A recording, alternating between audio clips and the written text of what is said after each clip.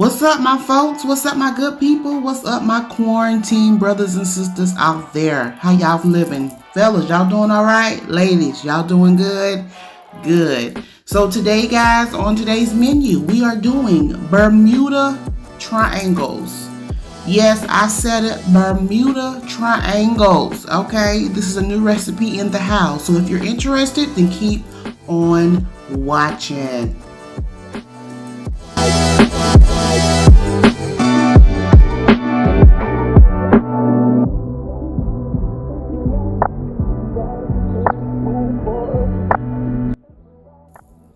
Okay, my quarantine brothers and sisters out there, y'all know when you go to Sam's or the Walmart or the grocery store, they've got those nice rotisserie chickens that we love oh so much. Well, yes, this is a leftover rotisserie chicken that we purchased.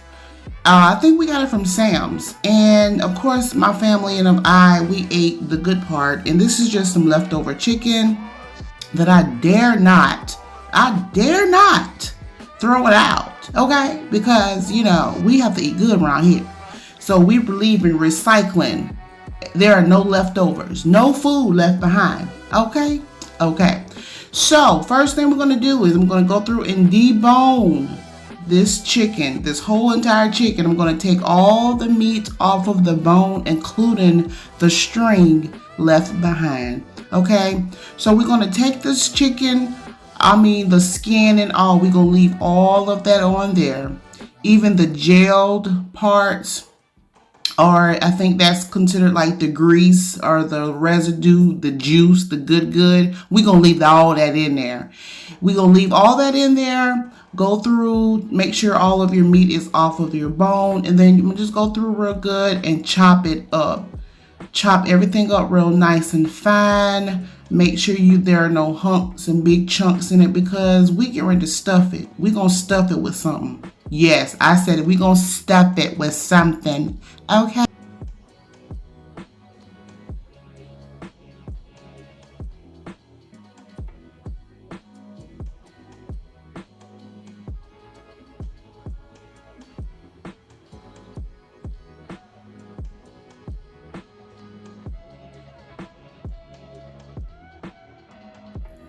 Okay, so now I have already fried up my nice, crispy, pretty brown bacon.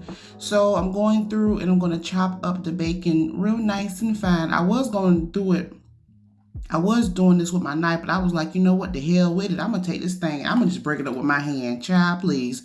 So yeah, just break your bacon up real good. Make sure it's chopped up or broken up real nice and fine.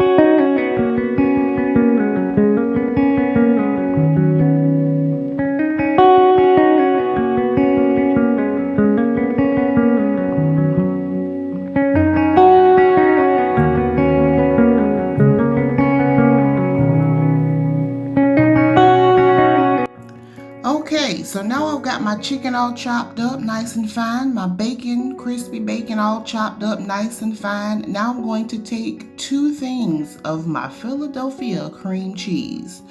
Now, I actually took this Philadelphia cream cheese right out of my refrigerator. I did not allow it to get softened at all, because it's going to require me doing a lot of mixing, and I don't want to mix it too much, because it's going to be a little bit harder to manage whenever I get ready to stuff it. So therefore, I prefer my cream cheese to be a little stiff in this occasion right here.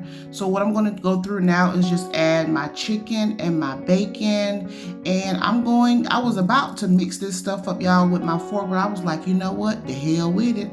I'm gonna go ahead and put my hand in it. You know how they say, girl, you put your foot in that? Well, I'm not going to really put my foot in it, but I will put my hands on it, okay? Because I got to get down in there real good. I got to get all this mixture mixed up real good, nice and creamy. I want all my chicken, all the bacon to be throughout the entire cream cheese. So that's what I'm going to do at this moment, and I'm just going to make sure that everything is nice and evenly distributed through my cream cheese.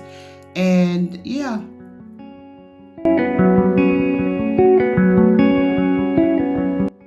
All right, now that I've got everything mixed up, I'm gonna go through and add some chives in here just to give a little bit of taste. Now I'm gonna go through and add some smoked paprika, y'all, because y'all know for real, paprika ain't got no taste to it. So I'm gonna add a little bit of smoked paprika to it to give a little bit of smoke flavoring. And then I'm gonna go in with some garlic powder, and I think I added some accent as well. So you definitely want to make sure your mixture is seasoned up really good. And I'm going to give that a good hand tossing, hand greasing down.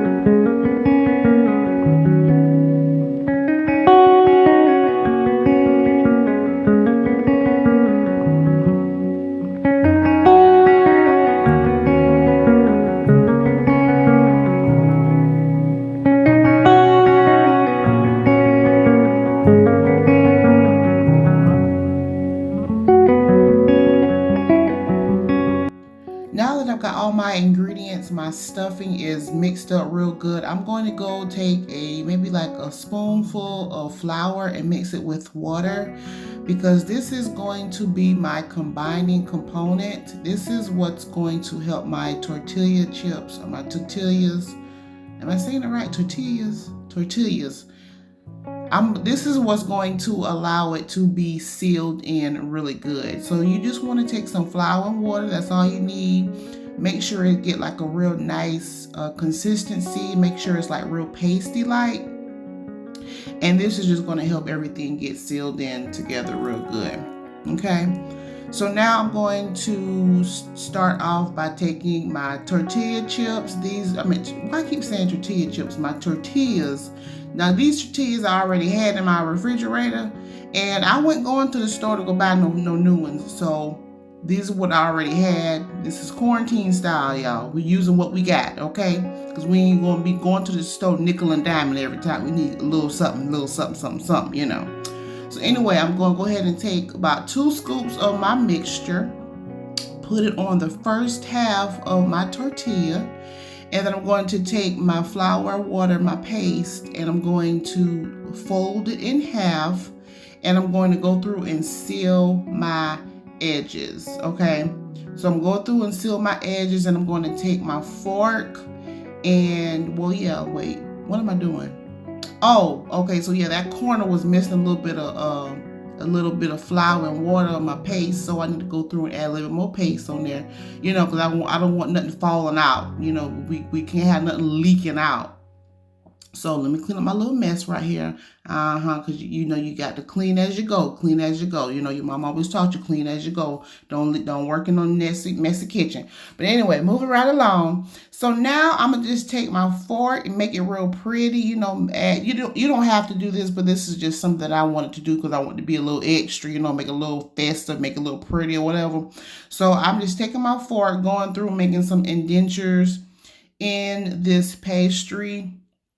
And I'm going to let you guys watch as I do the next set, okay?